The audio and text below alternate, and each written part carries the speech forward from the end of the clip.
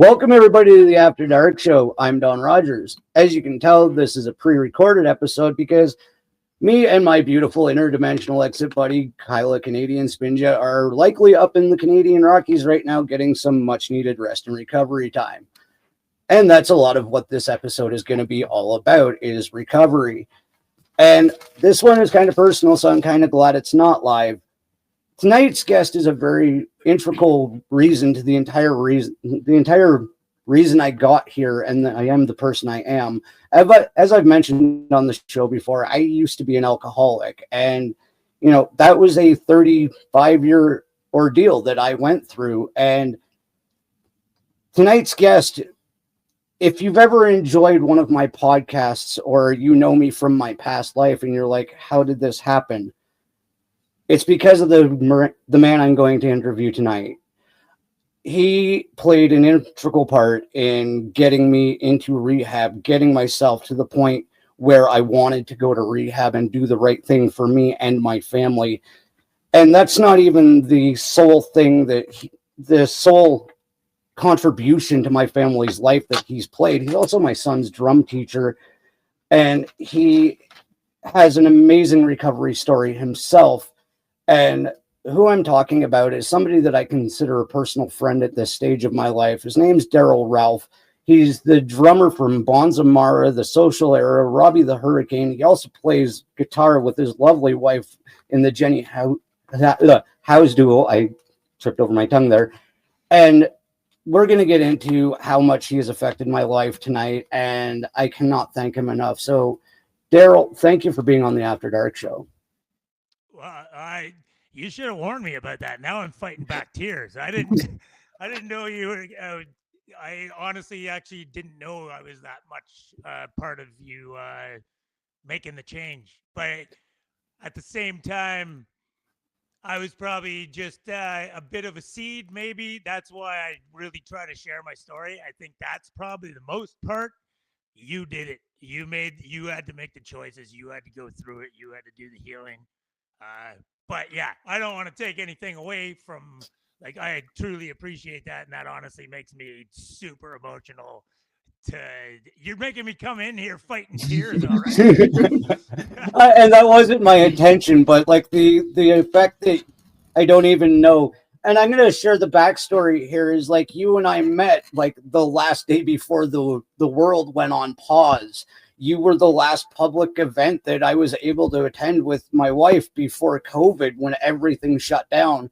And that interaction never left me. I remember you just put on a hell of a show with Bonza Mara, which is the entire reason we know each other, is Brian Crouch and another amazing musician and friend that we share in common. And you were at the signing table, and I explained a bit of why I was there and the suffering, because I still hadn't had my knee replacement, and we were talking, and you looked me in the eye and you're like, man, I'd hug you right now, but I'm all sweaty, right? And those words just stuck with me. I'm like, brother, someday we're gonna hug. And then the world went into shutdown, and it was like, wow, but it was literally the last bright light of experience that we had before the world shut down. I don't know if you guys know what that performance meant to us as fans and as humans, because that was the last positive thing we had to look back on for almost 2 years. And that was a gift that you guys gave us, because again, Brian Crouch comped my ticket that night because we couldn't afford to go. I couldn't afford to drive and pay for the ticket that night, so Brian comped us. So again, another difference that you guys made in an experience in our lives. And that's not even touching on the fact that you're now inspiring the next generation of my family on a weekly occasion with the drum kit. And the banter and the advice that I hear you give my son are pieces of wisdom that I can't convey because I don't have the words or the wisdom sometimes to get them across, or even the opportunity. I was listening to your guys' lesson last week, and you went through an entire section just advising him on life, and it was beautiful, and you were brilliant at what you do, not only as a teacher but a motivator. And that is why I wanted to do this interview, because you're absolutely fascinating and great at what you do, Daryl. You don't know how much I need to hear that. Yeah, speaking of COVID, yeah, COVID is weird for everybody, and I'm sure if there's a billion people on Earth, we got a billion different stories of how that kind of affected everybody, and it did. It kind of gave me a little bit of a shot because I remember pre that I was like totally motivated. I'm going to be, trying to just help people. Like I understood that what just simply sharing your story helps other people. And I kind of stopped doing that. And I'm actually going to be using this podcast to kind of get myself back online talking about that because quite honestly, it's kind of deterred me a lot of like and I don't want to bring up the stuff that gets talked about. We all know what gets talked about on social media. And a lot of it is like, quite frankly, most of it, 99% of it is all bullshit. Like, really, it's always the people's best versions of themselves. It's what really is coming on in the news and people dividing when really we actually agree on more things than we don't. Yeah.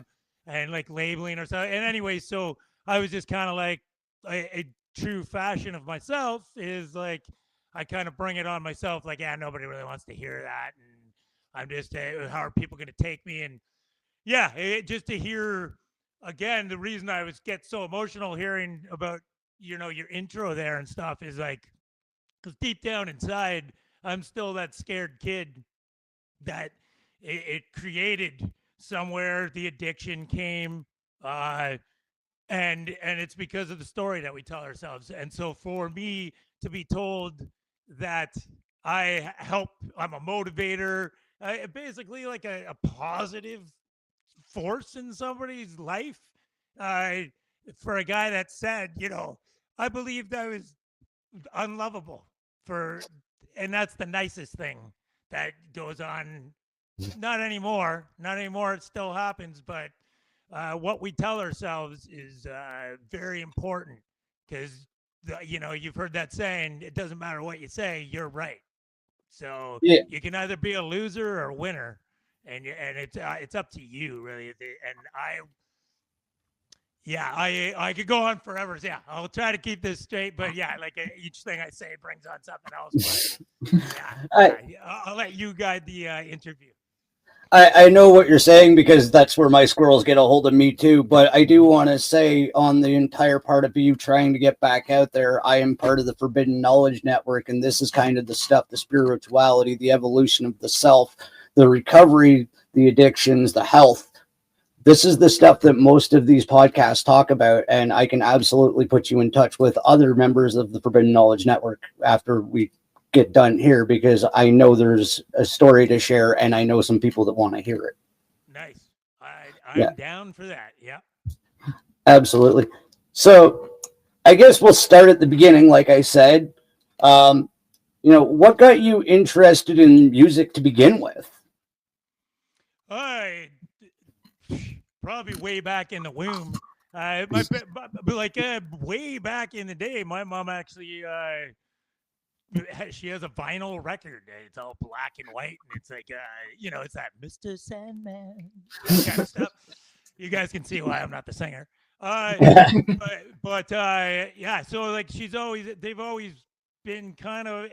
When I think back too, it's always like we used to get to stay up late to watch Johnny Carson when Buddy Rich was on there or Louis Belson. They were all into swing, right? A lot of swing music.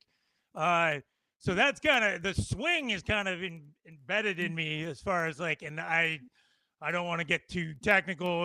Will knows what I'm talking about. There's straight, and there's swing. So I have a lot of natural tendencies to swing because of that part, like just my childhood upbringing. Then I got, it was always like pretty important. My brother's influences on, he used to throw the Clash at me and U2, which I was kind of, I don't know. I like U2 much more now than I did then. But then we all got into breakdancing. I used to be like right into breakdancing. But if you think about it, that's very like a lot of rhythm, big time rhythm and all that kind of stuff. You hear a lot of those old school drummers too. Were tap dancers And I used to always want to be a tap dancer too. I thought that was cool. But then, so then my buddy in grade 7, I just met this kid, and his name's Nick Butassi. If you're out there, brother, he's still going. He's still playing music too. And he was like, he called me Ralphie because of my last name. Hey, Ralphie, I think you should. I know this breakdance and stuff. Whatever, you should listen to this. And he handed me "Shout at the Devil" by Motley Crue. And I should go a little bit before that though. The Muppets, Animal going against Buddy Rich, and then he throws that snare drum over Buddy Rich's head. I love this guy. This guy's awesome. But then when it all actually like Motley Crue, we're sitting in class and we're like, hey, let's get a band together, Motley Crue. And I'm like, well, I'm Vince Neil. This is before my voice changed. I could actually like hit Vince Neil a lot, but and then everybody picks their like who's gonna be, and then I always thought Tommy Lee was pretty cool with his antics, the twirling the sticks, that kind of stuff. But so anyways, we got into that, and then it just started taking off. Then it's just like, I got a toy drum kit. I ruined that in about 2 months because my parents had to make sure I'm not getting you a real drum kit just to catch dust. And so then that whole thing, like Crew, but then obviously Ozzy, and then when you look at Ozzy, Sabbath and all that kind of stuff. So more of the heavier stuff. That's why I said, U2 and all that. A lot of kids in my school were what you call preppy back then, and I guess I was considered a headbanger. We always have to label ourselves, right? And, but then that way you kind of know who your friends are. Like music was very important, not just to me. I would say that whole kind of generation kind of identifies who you are. Like I remember being in grade 7 and everybody comes in looking like Cindy, all the girls dressing up like Cyndi Lauper and Madonna and stuff. Super important stuff. Like, and so, we had our mullets, our long hair coming in and rolled up jean jackets with the logos on the back and everything like that. But you know what? It kept us busy. And and then I just remember, my buddy Johnny, he was like, I know this guy since grade 2, and he'd play the guitar, come in, hey, he'd start taking lessons, and then he'd come in and actually know how to play the song. So I'm like, oh crap, because I gotta go take some lessons. And then you just keep going there. It's like a 3 parts competition, 100 parts passion, and from there on it was just maybe that's some of the addictive personality. Music was mine too, right? Like I have an older brother. We're only 2 years apart, but the big thing about that was he was this huge guy, like, and very athletic. There was a point in time where he was like 275 pounds and I weighed 115 pounds. I was just like a string bean all the time. And he'd kick the crap out of me every single day. Not a damn thing to do about it. But that's I'm kind of getting into the beginning of like where maybe my, not addiction, but like the stories about myself and stuff. And again, I don't ever want to have a villain in my stories. These are just circumstance. Like everybody has their childhood is impossible. The parents are always going to do something to plant the seed of like, it's not that great, but we just try to do our best. And that's the thing.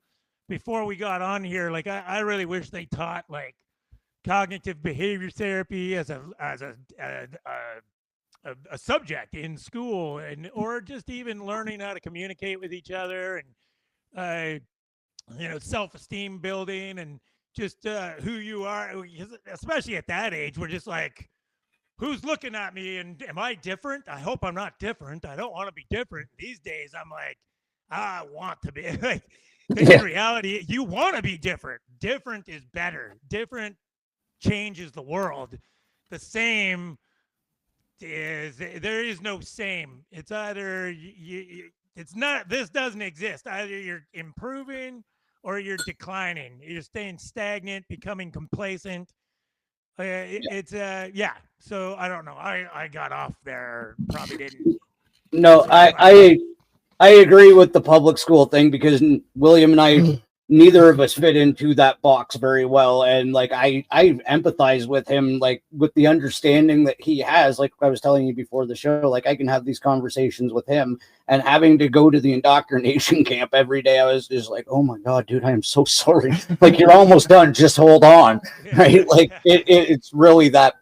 Like I just see him come home to us, and he's like rubbing his eyes just in like disbelief. Was like, I know you're almost done, just most of it's just the light. yeah, and most of that's just the lighting in there, but yeah, it is. Yeah. Fluorescent lighting, yeah, it's the best. Yeah. So that kind of leads into my next question. Do you remember and what was your first band that you were a part of? Lantex Lightning. And it was all made because, again, I don't know what was about the drumming, but my friend was like, okay, I need to convince this other guy that we're a real band, so you play drums. He's on his way over, but you're a drummer. And I'm like, I told him that you can play drums, and I was like, I haven't even picked up drumsticks. What are you talking about? And so the very first song was Foreigner, right? You're as cold as ice. I learned that little pop-pop thing, and he's like, you're a drummer, yeah. So we called ourselves Lantex Lightning, and that's about as far as we went. And then, just a bunch of kind of basement, bedroom, garage bands, like with the same buddies. Yeah, my friend Johnny. That's why I would suggest everybody try to, especially like young musicians, music is meant to be engaging, energy exchange. It's not really meant to be like the way a lot of things are these days. It's very like, I sit down here in my studio, man, it gets pretty lonely. It gets pretty lonely sometimes, where it's like, you got to remember what you're doing it for. So if you want some motivation, quick motivation, go find other musicians, put yourself out there. You're going to be scared shitless. But guess what? You're all in the same boat. And even people who are farther along than you, I would hope as musicians, we're empathetic and engaging and motivating and supportive. We shouldn't be. Drives me nuts when I see musicians putting down other musicians. It does, and I'll tell you, the best musicians in the world would never do that. Like, they just inspire, and yeah, you can do it. It's right on. And all those guys, I'll tell you, because I've talked to a few of them, the best that would be considered best in the world. They're just like, yeah, I don't feel like I belong here. I don't know, and so we all feel like that. We all feel like. So I would just suggest, like, try to get friends, and you're gonna learn something. They're gonna learn something, and grow and motivate each other together. There's nothing like knowing that you're going to a rehearsal or a jam and just that loud, just letting it all out, and creative and communication. You learn to tell somebody that something sucks without hurting their feelings. That's a big thing, like, because you want the best music, right? So, yeah. All right, let's name off a couple of the bands that I was in. Trial, that was one. There's a few racy ones that I probably shouldn't say, because like we were just young little assholes back in the day, so we were trying to, like, all that thrash kind of stuff, like come up with the spicy name, death and destruction, and let's offend people and stuff. We tried to offend people back then. But the first band that I ever played live with was she was a singer. And this is an example of putting yourself. These guys were all 25 and older, 30 years old, established musicians, and they saw me play. Well, they kind of heard about me through the neighborhood or whatever. And I think he went and saw me at my high school battle of bands. So they asked me if I wanted to play. It was a Christian heavy metal band. Diana Lynn Pastures was her name. She could sing like doing Dio and stuff like that. But anyways, yeah, that was my first gig. I was 18. I shouldn't have been in a bar. I was 1 year too young, right? But I was just there to play drums, nothing else. No shenanigans yet. I was actually pretty, like that kind of segues into, like I didn't even drink then yet. Like I would just show up to places with like pop, 24 cans of orange pop, and yeah, no drinking. Not till about 18, 19 did I actually get drunk for the first time. And that does actually lead me perfectly into my next question. Would you say it was the rock and roll lifestyle that led you into your addictions, or was it something else? Well, that's we could talk about that for about. We'd need about 20 episodes because it is like it's a lot of things, and that's the thing. I stayed in my addiction so long because I didn't understand addiction, and most people think that. Like the first time I tried to sober up, it was a conversation with my parents, and we were just like, so what do we do? Maybe so the idea was to stay away from it long enough, and then I'll be cured, right? I'll be fixed. I won't want it, but that's not how it works. The addiction, people think addiction is all about the drugs and the alcohol. If anybody comes to me, and that's a lot of the ways, like in rehabs and stuff, how people kind of connect is like, what's your drug of choice? What's your DOC, bro? What's your DOC? Yeah. And quite frankly, that doesn't matter. It does not matter. I mean, it could be for, relatability and stuff like that. What really matters is you should be asking, hey, what's your trauma? What's the story you tell about yourself? So if you ask me where it started, again, back in the, like, I've done a lot of sobering up, but I guess it would be called research or introspective research or whatever. And again, that's where like TV doesn't help counseling or those AA meetings or anything like that, because it's always a joke and everybody looks crazy. But in reality, it is like, it's not always, or it's always the parents' fault or whatever, but it's just that our family is who we kind of develop with in our early years. They even say like a addiction can even start maybe in the womb, considering like what kind of stress your mom was through at the time.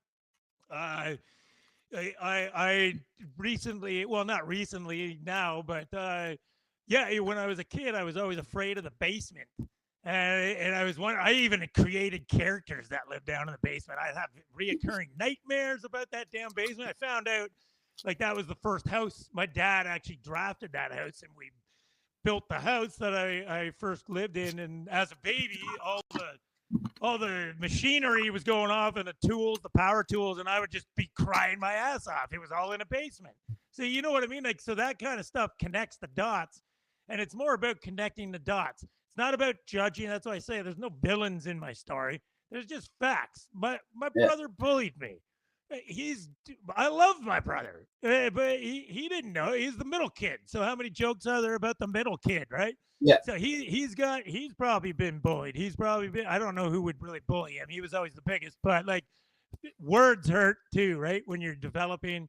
So I think where it started was just stuff like that, going to school, and always just right from kindergarten. I almost didn't pass kindergarten because it was kind of like, well, he's not reading quite. Okay, grade 1. Okay, totally struggling there. Grade 2, struggle again, all the way up till grade 7 got me, and they failed me. And it was probably the best thing that ever happened to me because again, we could go on forever, but like my birthday's in November. So like I was kind of younger than everybody, right? So when I did fail, I was actually kind of more with kids that were my age, more on my vibe kind of deal. But all these things that happen to us creates the story. Quite frankly, when did my addiction start? Probably the day, and I don't know, but when I started telling myself that I'm stupid, I'm not good enough, everybody else has it easy, they're all reading. Like, I've never read my first book until I got into rehab at 35. Well, at 30. It took me about 6 years to sober up. I went to a few rehabs. But I just, because I couldn't keep up, I was just like, the way I used to do book reports was Reader's Digest. And I'd read it, Reader's Digest. Okay, the story I read, and I'd always go first. So there was nothing to compare it to. Smart. Yeah. Yeah. No, I want to throw a couple of things in there. When you're talking about addiction from the womb, I was actually born with fetal alcohol syndrome and was addicted to speed because my mother was in a very abusive relationship. So, no, addiction actually can start in the womb. You are 100% correct. I am living evidence of that. And another thing you touched on is all the times you tried to quit. You don't quit until you really want to, and that goes for anything in this life. You'll never actually do it until you want to do it. You can try to do it for your family, you can try to do it for your friends, but until you want to do it, until you feel like I need to stop this, this is the wrong part of my life, this isn't where my soul is meant to be going, you won't. Right? People can try to push you, people can try to convince you, you can try to convince yourself for other people's reasonings, but you won't do it until you do it for yourself. Yes, yeah. When it aligns with where you want to go, I people people are important. Though I would like to put that message out there as far as like, and that's why if anybody just comes to me, I usually just put if they don't have because by that time a lot of us, we're pretty alone in the world. A lot of people have kind of like said, all right, like I can't be, and they absolutely should. Like you're not really. It's a hard line. I could never sit here unless we had specific examples, and I'm definitely not a professional, but it is like some families will be like, oh, well, what are we doing? Well, there's a fine line between enabling and actually just saying like, then yeah, if you're going to continue to do this, then we need to protect ourselves too. And addiction is absolutely a family disease, not it's not because I see that a lot too. It's like if you go get help, everything else is going to be good. But unfortunately, everybody needs to kind of heal and then that way otherwise I've witnessed it myself, you come back to people that haven't really healed from the trauma that you create. It's like trauma on trauma on trauma, but then they kind of keep treating you the same way as whoa, are you gonna pick Yeah. up because you're having a bad day, and then you start getting on edge, and then it's not very good. It's not a very comfortable situation. But Hey, support absolutely. I normally just add say, hey, go to AA if you don't have anybody because it is a built-in. I have a love-hate relationship with AA. I think they're a little bit. They need to kind of catch up to the times mhm. because you're not really supposed to talk about drug addiction in those rooms, which makes sense back in the 1930s when everybody was an alcohol and there wasn't freaking fentanyl to deal with, and it'd be hard pressed. I worked in a youth rehab, and I could probably count my hand. 5 fingers does not is more than what actual alcoholics walked into that place. It was more alcohol was with other things, but they're more addicted to like coke and all the other kind of stuff. Yeah, Yeah, yeah. yeah. I know you just had an anniversary for your sobriety. When did you decide to quit quitting? Is another huge step because I know a lot of people have that false start. I went to rehab with 13 other guys and I stayed in contact with them briefly, and it was terrible because I slowly watched them fall away back into their addictions. I actually managed to do it one and done. December 2nd will be my 5 years. Nice. And again, that is, you were the one that talked me into rehab, and I was one of the ones that went into quitting. When was that stage for you? When did you hit that, and what was the anniversary you just had? And that's June 1st, 2008. It's getting. Hey, I'm glad it's been so long that it's starting to be like, is it 2008 or 2009? But and that's an important thing. So that's why when you said, you're only gonna sober up if you want to do it. I agree with that too. It's just so it's a gray area, right? Like Mhm. yes, you're tired of negative things, consequences, whatever you want to say. Uh, but it took me 6 years to get my first year, and so what I mean by that, and I went to school for addictions and everything, and I was like hardcore AA. AA is the way. Abstinence, there was harm reduction was being taught. And I was like, yeah, I'm not getting this at all. And the teacher simply asked me, Daryl, how long did it take you to get your first year? 6 years. Yeah, harm reduction, bro. That's harm reduction. So what that means is just like, yeah, so at 30, I just kind of ran out. Like it was becoming, I was sticking needles in my arms. People were dropping off. I can't even remember how I was. Like I remember my roommate went to rehab, and I don't even remember him really going. I was just in the house by myself, and I just ran out of. Basically, in the world of addiction, your value is if you're holding, pretty much. If you got stuff, you got friends. If you don't have stuff, you're a leech, or you better come up with a good sales pitch that I'll pay you back. No, honestly, I'll pay you back. And so it's, you just kind of run out of that stuff. You run out of the resources to keep using. Then when you're on oxys and stuff, and alcohol is like one of the most dangerous just to stop, then you start withdrawing, and you're just trying to figure out. That's usually the best time to get people is say, you know what, go to rehab. They'll be like, yeah, I got nothing else. Well, can you lend me? No, you're not getting any money, nothing else, rehab or nothing. And so usually people will kind of go there.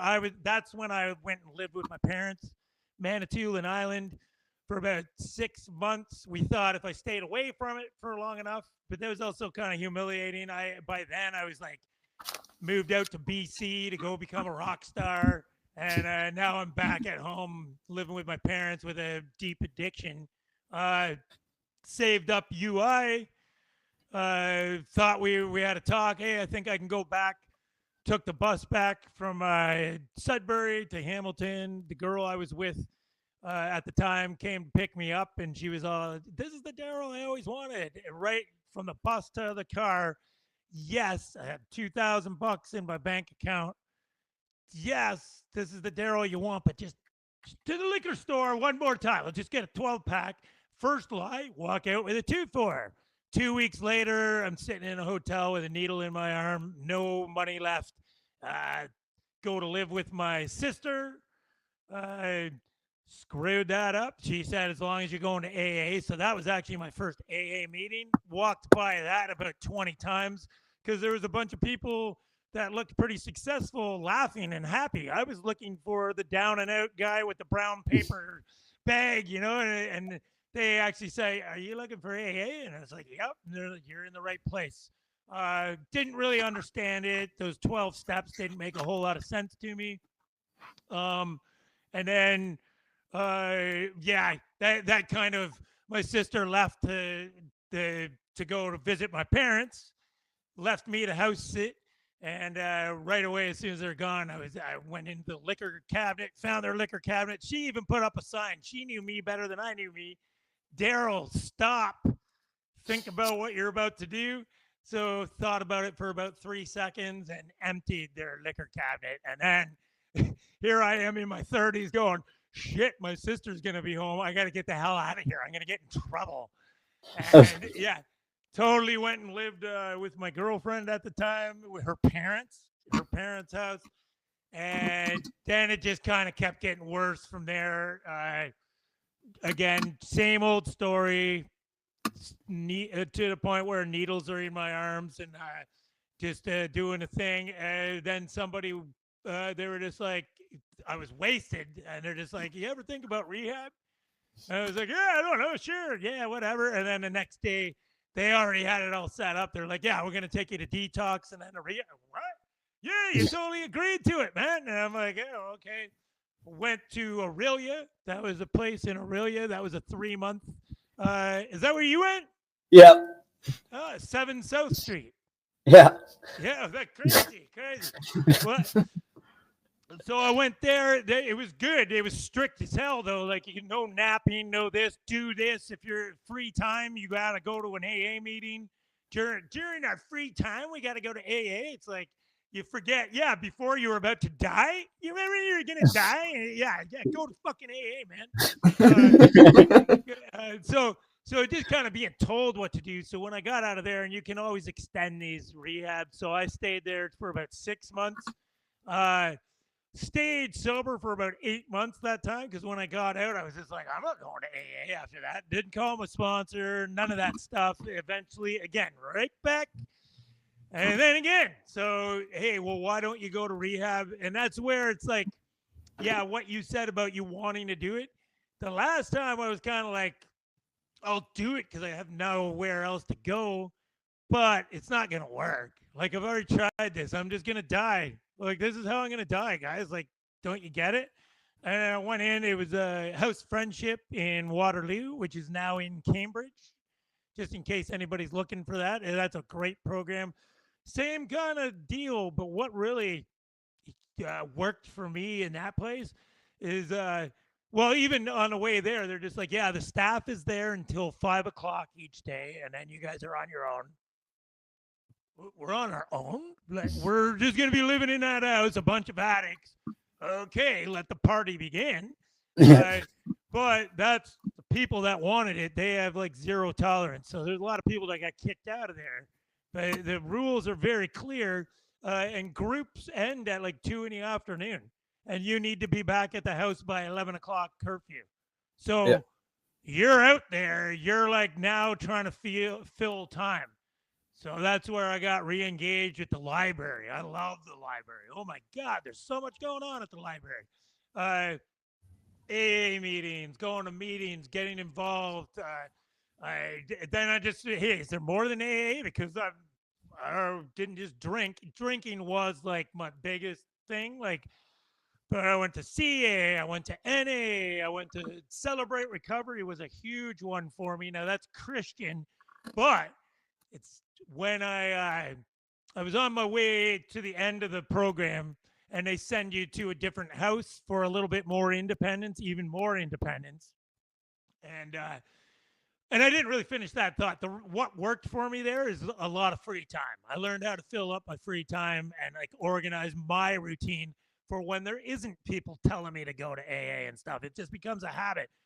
So I ended up over at this other house, and I was going to a step study. So that's AA, but it's very specific. It's the same people, and we all signed a contract. My sponsor actually set it up that we were all going to go through the 12 steps together. And that's what I think a lot of people get wrong. Again, a lot of these things are just my opinion, and I do practice what I preach, but and I realize what works for me may not work for everybody.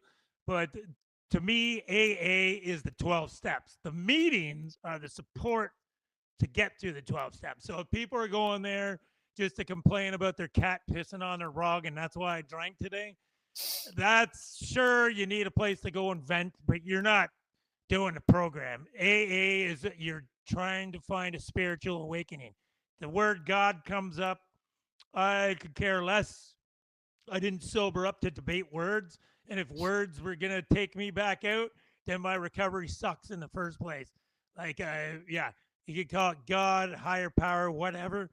But it's to be in touch, basically, in a nutshell, is to get the hell out of your head and it's just not that serious. Like, life is not that urgent. Yes, there's times if there's a train coming at you, you better get the hell out of the way. But most of the times, life is way more successful and growing and progress. I tell this to Will every day.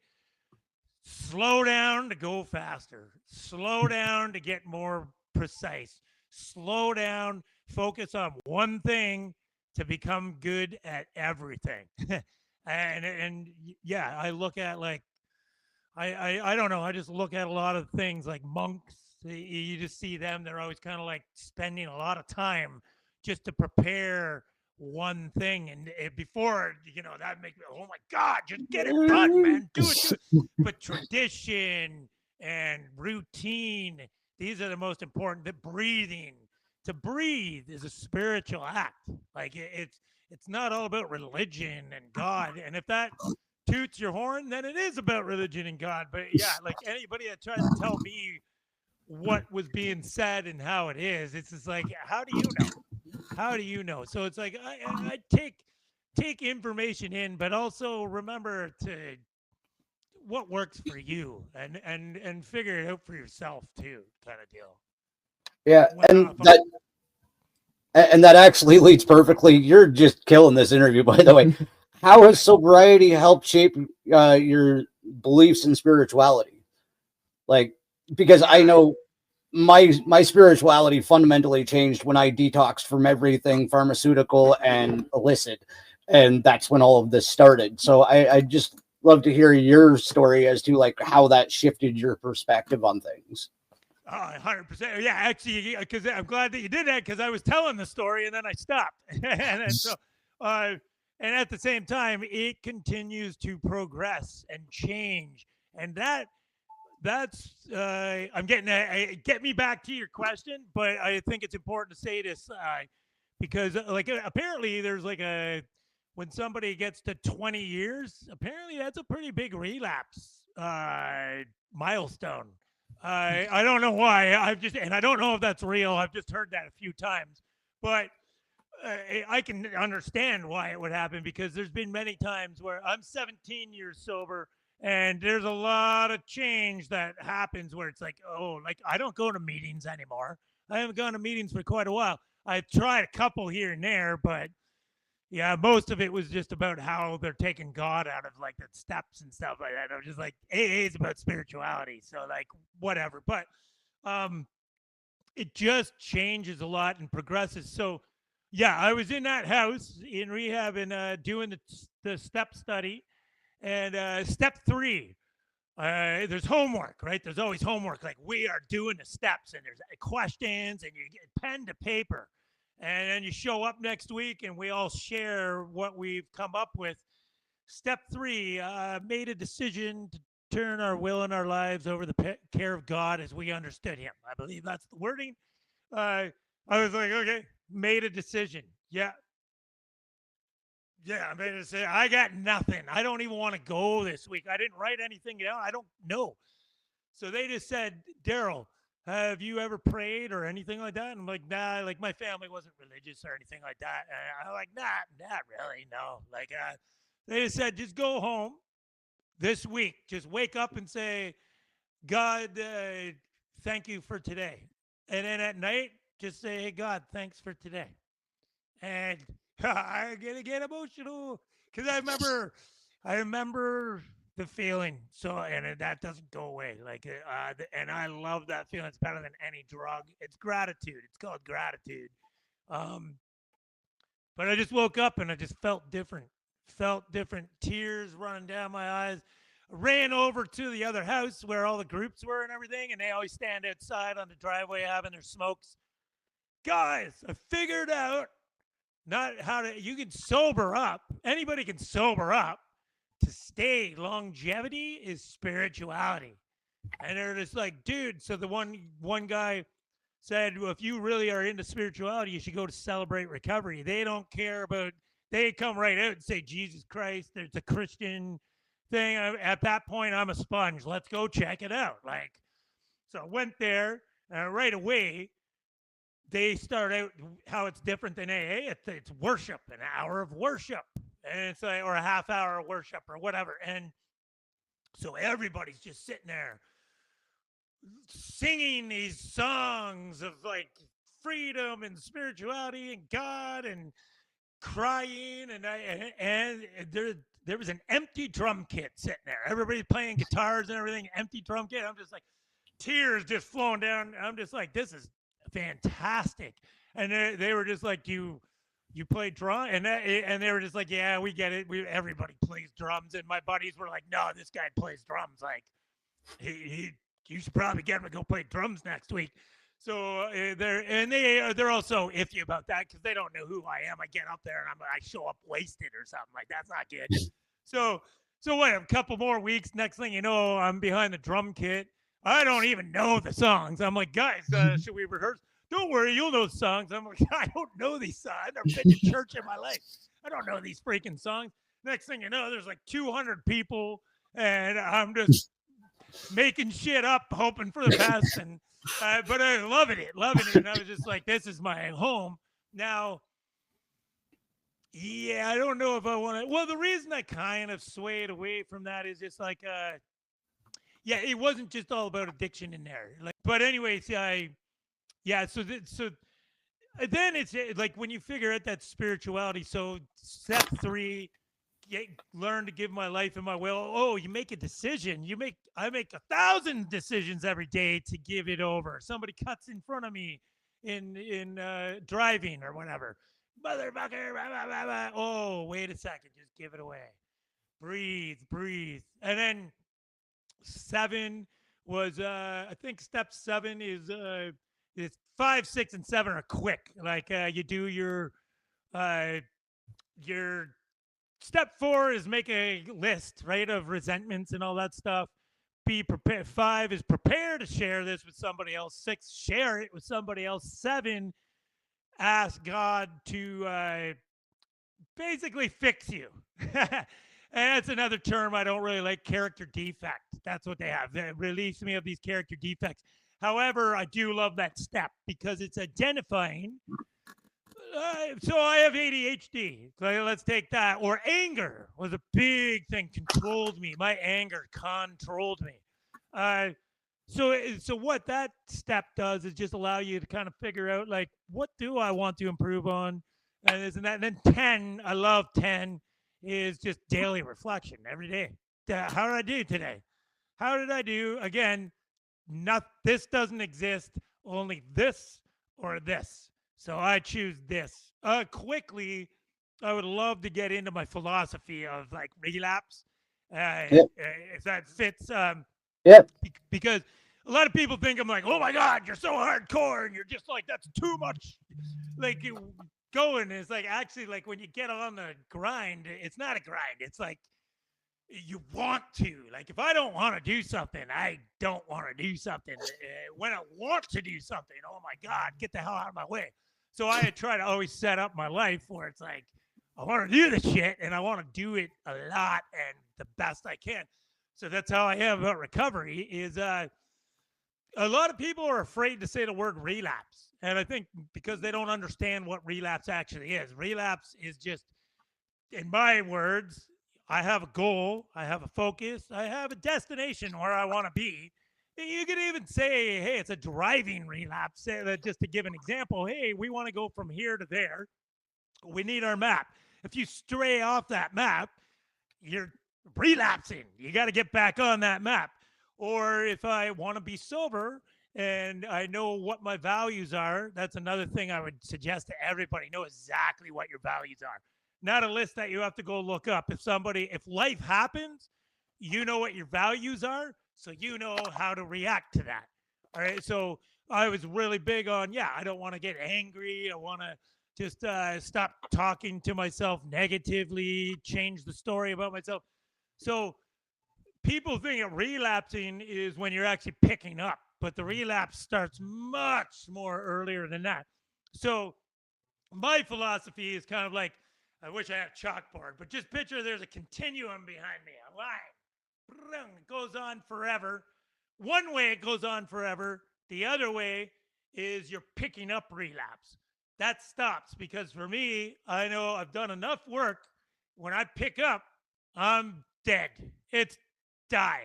Like, or I'm going to wish I was. Like, that was pretty much when I was deep into it. I would wake up wishing I didn't think about if there's any drugs or beer. And I'm talking about I'm going around emptying out cigarette bottoms of beers and putting them into a cup and filling it up so I can smash it back and get drunk again. That was good enough for me, anything. But if there wasn't, honestly, it's like, wish I wasn't alive right now. But even when I was drinking, the whole goal was to try to just do enough where I wouldn't wake up the next day. So I know without a shadow of a doubt, that's my death sentence there. I also don't want to make people think, oh, I picked up today, so this is it. If you're breathing, you can make a decision to just even talk to someone. When you're in that shit, just go talk to somebody and just shut up and listen. Let them. I would advise you to take their advice, even though it's going to be against everything you want, because all you want to do is pick up. But anyway, so there's That way, I take a line continuum. That way is relapse, and that stops. That stops. Uh, and then draw a line down the middle. A relapse on this side, recovery on that side. That line goes on till we stop breathing. So, but the reason I want to bring this up is you don't just keep going that way. If somebody cuts me off in traffic and I start getting all pissy, I'm relapsing. I'm relapsing. It goes against my values. Oh, wait a second. I'm angry. I need to take a breath. Bang. I'm back into recovery. To me, it's like water. It is, and that's why, and it changes the things that trigger you. Don't, like when I was first sober, there's no way I'm walking into a bar. Well, now that's where my wife and I play, is at pubs and breweries, and it doesn't even phase me now but in my using days, like you even say beer, or I go by the beer store, literally drool. I'm just like, there's nothing. Yeah. Yeah, like I need that, and we're not doing anything else. I couldn't leave the house without it or anything. Now it's like, yeah, you learn to just start trusting yourself, and it changes. But yeah, a couple of things that happened to me. I imagine this is probably one of your questions. Is in sobriety, yeah, life isn't great. Shit happens. My dad's passed away in sobriety. I've been fired. And I was like, crap, I can't blame being drunk. I just didn't want to be there. It was my first job out of rehab. It was welding, and that's the job I had when I was drunk and setting my life up, working in a warehouse. Nothing wrong with warehouse jobs and welding. They're a great profession, make lots of money. Death sentence for me, though. Like, I'm just like, oh my God, I just don't want to be here. I remember, like, 3 hours must have went by, and it was like maybe 10 minutes. It's brutal. Like, so I would just like, yeah, I can't go in there today. Eventually, like, I was a great worker when I was there because I just did quota. I was using it as a workout. So I got fired, and yeah, like things happen to you. But that was one of the best things that happened to me, because then I was like, well, what is my passion? Like, music, yes, music was always there. Well, thank God, even through my addiction, I always like, but there's time, yeah, I got to drink just to get motivated. But um, I I was like, yeah, there's music, but that's not paying the bills, right? And so what else? Well, wait a second. Recovery is my passion. I'm gonna go back to school, and I did. And I went back to school, and then I worked at youth rehab for about 7 years. Uh, that was great. Just yeah, that field, unfortunately. I encourage anybody to go look at a job listing for one of those things. It's like the list of responsibilities goes on. Hourly pay, $17. Holy God, Yeah. yeah. And it's a lot. It's a lot. But you know, I just do it on my own now. I just try to help people on my own, or volunteer or anything like that. Yeah. So I don't know if I answered your question. Go ahead. You absolutely nailed it. And I wanted to ask, because I know the answer to this, but what does your physical fitness routine look like after sobriety? Do you want me to scare people, or? Well, anybody watching this can tell you're pretty in shape, and that can't just be from drumming. But I would love to know, like, what you do. And I'm going to kind of tie these questions in together. Do you and your wife practice yoga and meditation, and what does your physical fitness routine look like? Because I think those are all very fundamental components to sobriety. Yeah, and again, yeah, because physical, spiritual, mental, all those, it's all health. I think it's funny when you say, oh, this person has mental health issues. Oh my God, how could you be so, like, that's so me? It's like mental health is 24/7 for everybody. That's what we got. Like, I don't know. I would suggest, if I say his name right, Gabor Mady. Have you heard of him? No, not a. Oh, I love it when people haven't heard of him. Get ready to change your life. He will change your life. As far as I'm concerned, he's the guy that might actually figure out exactly where addiction comes from. But he talks about, yeah, as humans, our biggest tool, we're not standing up like animals do, in the first couple days and all that stuff. Our biggest tool is our brains. So we need to take care of our brains, our trauma.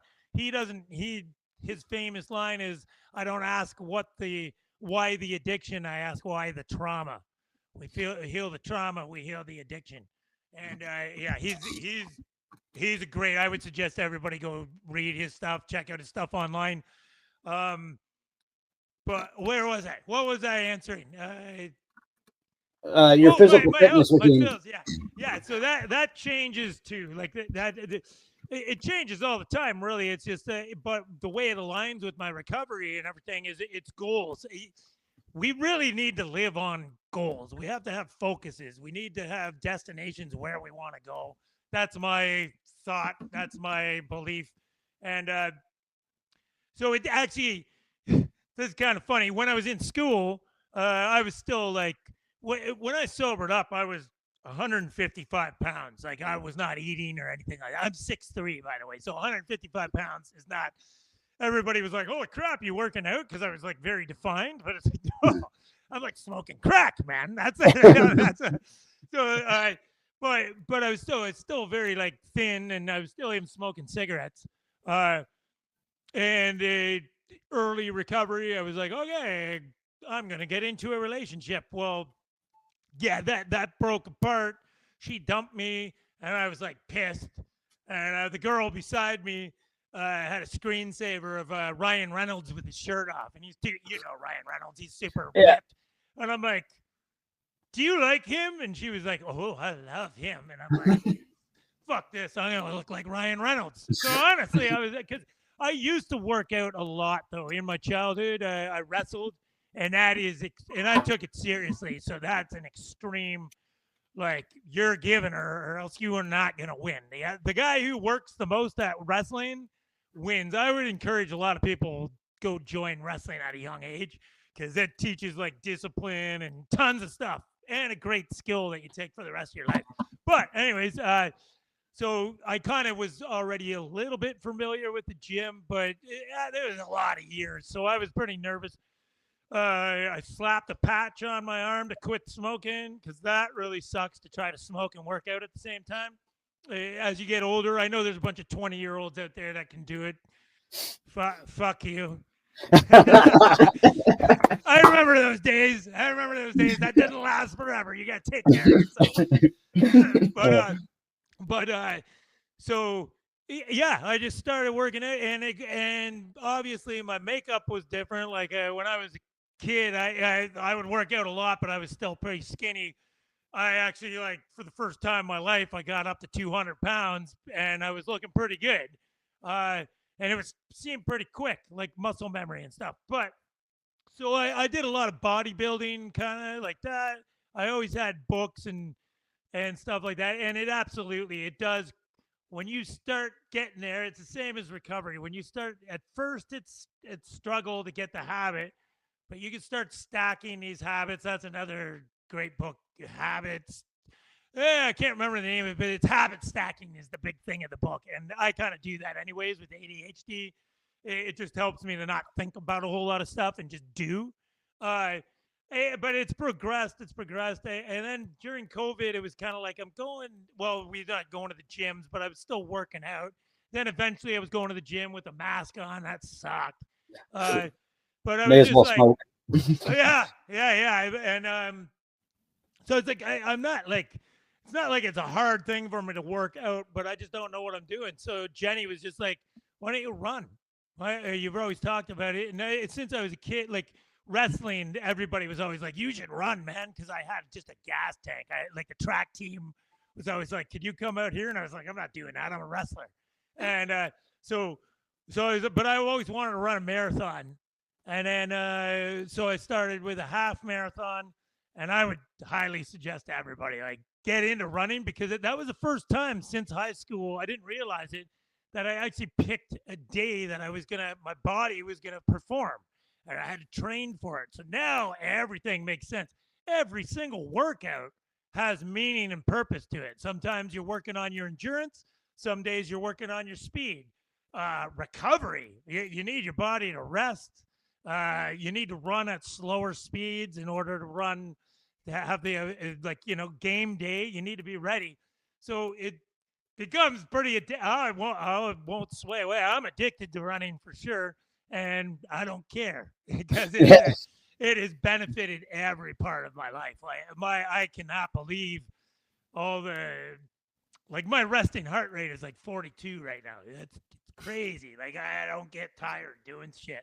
And also talk about kind of habit stacking and why your reason why that all started out too is you've seen me play drums, but like I'm not a jazz drummer. I like sweat a lot. That shirt's coming off, and sitting is the most horrible position anybody could be in for this part right here. So and then people take pictures and shit. So like that is on my mind. It's like at first, why are you working out? To help out with my drum career for sure. And running has just like I said, I was at 200 pounds. Now I'm like 185. Like no body fat. Like yeah, you have to stretch. You have to do all those things. As far as like my wife and I would know, we don't work out together because she would beat me up. She might murder me. That's hilarious. Go do your own fucking thing. Leave me alone. Is basically what I hear.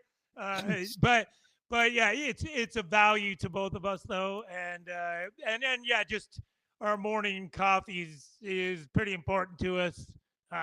Just we kind of like connect and figure life out kind of deal, kind of like what your podcast is about. We talk about like energy and spirituality and just trying to do better. Just do better today than we did yesterday.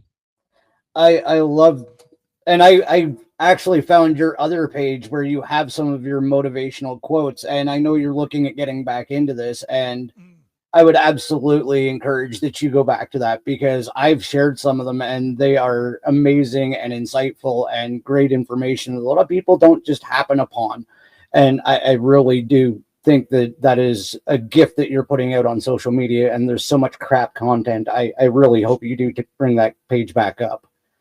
I appreciate it, and I will. And you're so a year from now I can say, hey, John helped me change my life back to doing what my purpose is, because that's my purpose.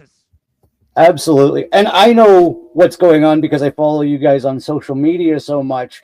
We are just over the hour mark here, and I don't want to keep you too long because we do have things to do. What do you got going on with your band? I know you're in the social era. Do you want to let everybody know what's going on with them and your wife and the Jenny House duo and all of the events that you guys got coming up and where they can find you? And also, if it's cool with you, I do have like actually, I'll do this before. My squirrels are getting away on me here.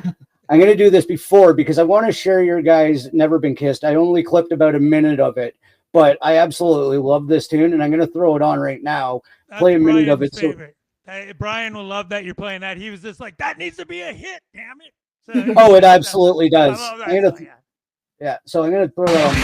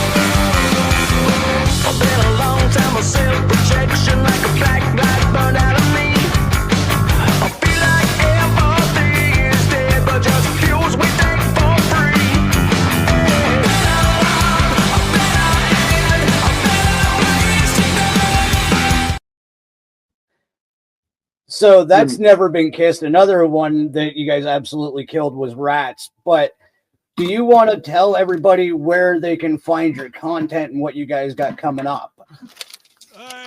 We don't have a whole. I got to get on getting some shows, because we actually just we're gonna try to come out. We've been trickling out. Our initial thing was we called ourselves the Social Era because the last band we were in, there was a lot of focus on like, well, we can't really quite do this yet because the numbers on social media and the numbers. And I'm convinced, like, yes, there is importance. Social media is not going anywhere. And yeah, if you hit the jackpot, you're, some kid uses your TikTok thing or whatever. I'm too old to be talking about all that stuff. So I still think I'm in the connecting business with humans. So yeah, Brian and I had a talk, and we were just like, let's just go play everywhere. Let's go play people's basements. Let's go do whatever we got to do. But yeah, the social era, it's kind of like, yeah, are we really, or is everybody kind of going the other way? So we wanted to kind of trickle out songs, just keep trickling out songs. What it kind of reminded, and I'm no way comparing myself to Metallica, but I remember when I just kind of discovered Metallica, they were coming out in the 80s when everybody was all like videos, and they were anti-video. They didn't wear makeup. They didn't do up. They just wore jeans and t-shirts. And I was like, these guys are awesome. And they killed it, right? Again, not comparing myself to the people that created thrash music, but we just wanted to trickle things out. However, we do have a group of about 4 or 5 songs that we've been working on. They're still working out their parts. That's the thing. Being a drummer, you usually done your parts fastest because we are the foundation. So yeah, we're gonna come out with an EP. Maybe about 4 or 5 songs. We have another song coming out pretty soon. It's straight ahead, really energetic, basically about finding your soulmate and causing shit and taking down the world kind of deal. That's coming out in November. It's called You and Me Against the World. And then yeah, as far as my wife and I, we just continue to play ever since we moved to this area. We're lucky. We just get a bunch of private requests now, and we have our little circuit around here.